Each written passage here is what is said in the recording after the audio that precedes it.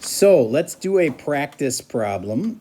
Square root of 25 would just be too easy. How about the square root of negative 25? Don't say it, write it.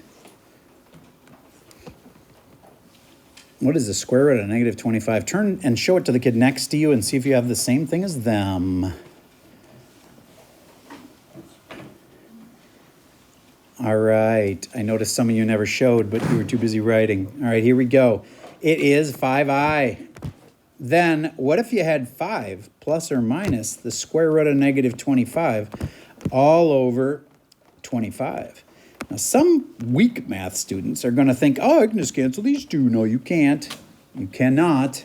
You have to simplify this first, then you have to factor the top, and then you can start thinking about canceling a 5. So one thing at a time. Start with the blue circle there.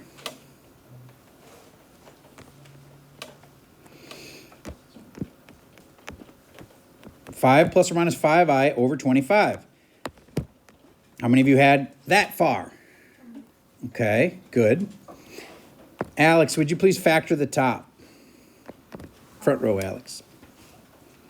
5 in parentheses, 1 plus I. 1 plus I, very good.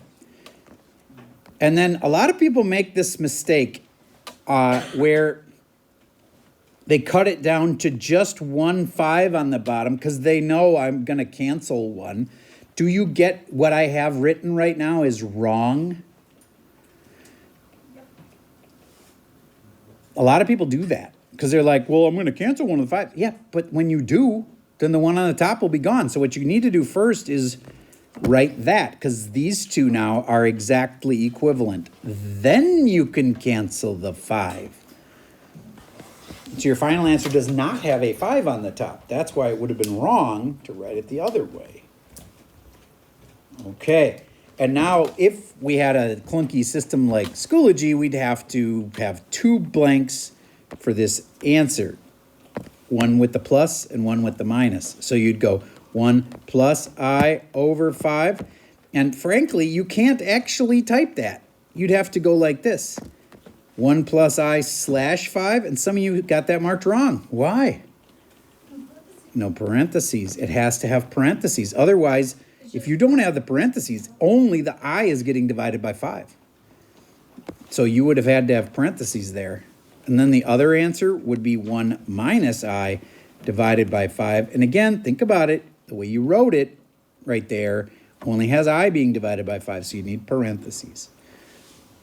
That's why later in the assignment they stopped doing plus and minus. They were starting to just use plus or just minus here so that you didn't have to go through with all the pain in the butt of making 2 separate answers. Okay, so now what's new today? Well, oh wait, one more thing. What if I just said I want to know what I to the 5th is? Do you guys remember that it was actually made up of a bunch of I squareds? And why are those better? Because you know what they are. What's I squared? Negative 1. Very good. So this is like negative 1 times negative 1 times I, which makes positive 1I, which is just I.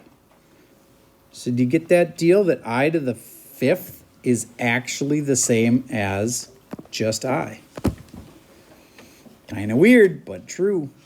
Okay, so what do we do now is we start saying, what if I wanted to take 3 plus I and multiply it by 4 plus I?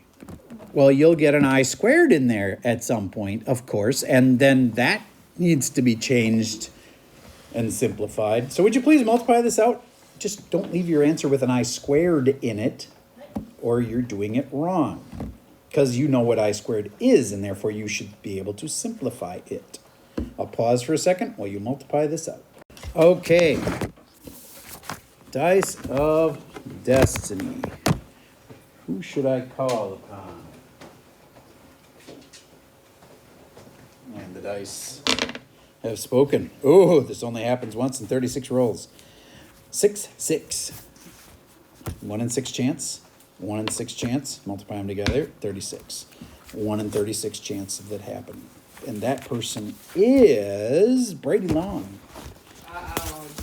Okay, then I get to walk you through it. First up, you get to multiply out this times this. So what do you get? Good. You're started. Take a guess what you do next. 3 times I. Yup. See, I'm distributing it. This is what you do for any multiplying like this. So then that's 3i. And then, take a guess. I Yup. times 4. Yup. 4i. And the last thing, I times I. which is I don't know. I squared. I is just like a regular variable. So I times I is I squared. No big deal. All right, now I need to simplify it. Padre, don't take this one. What do you get? 12 plus, 7I. you are correct. Keep going. Minus 1. Ooh, he saw that I squared was -1. He put it in. I mean, Then you get 11 plus 7I. your work is heavenly. 7i plus 11, final answer. Raise your hand if you had that one right. Cool. That's all there really is to this stuff, is you got to multiply it out like normal, and then whenever you see an I squared, you put in a -1. All right, one more. 2i times I plus 5. Just distribute it out like a normal problem. And yeah, there's an I squared in it, so you'll have to simplify that.